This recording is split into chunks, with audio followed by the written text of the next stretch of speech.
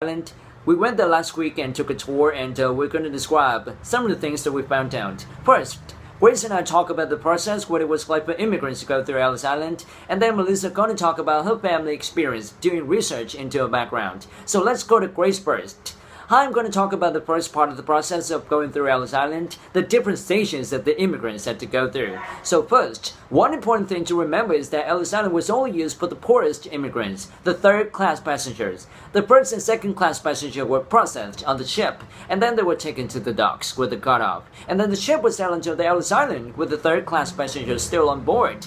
When they finally landed at Ellis Island, they put on all the clothes around because they were allowed to bring in only one bag with the possession from the old country.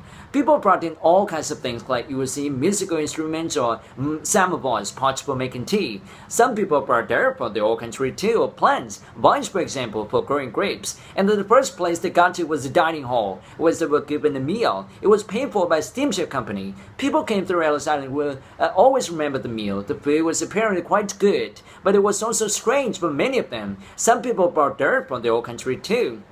Some people had never tasted ice cream or seen an orange or banana, for example.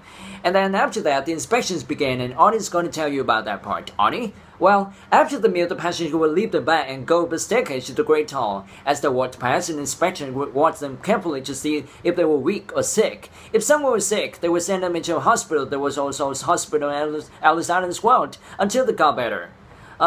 They also detained children, young women, and old people traveling alone. About 20% of people were held back, often for health reasons, but most were released after a day or two when someone came to pick them up. In the Great Hall, they graded lives in hours, sometimes only 5 hours, but it was often very hot and very loud. You can imagine as many as 2,000 people, all talking in so many languages. And when you finally got to the top of the line, an inspector asked you some questions like, where do you come from? Where are you going? Is somebody waiting for you? That kind of thing. There were social workers and interpreters waiting with the inspectors, like helping people who needed to locate relatives or whatever. Once you got past that part, the questions, people would go into one of 3 lanes behind the inspector. The first lane was for the detention center, if you were being held back. The second lane was for the railroad ticket office, for the train station. And the third lane was down to stairs to areas where people were waiting. There was a post that was called the kissing post because that was the scene of so many reunions. Husband met their wives or father met the children they hadn't seen in years. And then the immigrants went off to start a new life.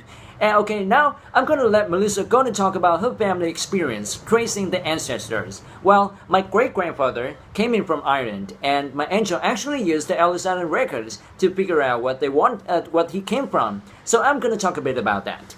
Basically, what they have in Ellis Island was the ship's record and the immigration information of every arriving passengers with like the day they came in, their age, or the town where they came from. So if you know, for example, your ancestor's name, the year they arrived, or where he or she came from, you can look them up. So that's what we did. My angel wanted to know more about grandfather. My great-grandfather, he died before I was born, but apparently he was a great musician. He played the fiddle and sings at family events. Joan knew they came from Cork in Ireland, but she didn't know where in Cork because he never spoke about it. So Joan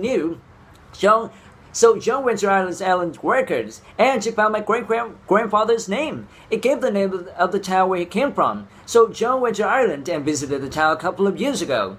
And she got more information when she was there. And eventually, she found living relatives when she was there. A cousin that she didn't know she had. It was great because you always want to know more about where her grandfather come from. So that's all that we have time for, but we hope you enjoy our presentation. Thank you.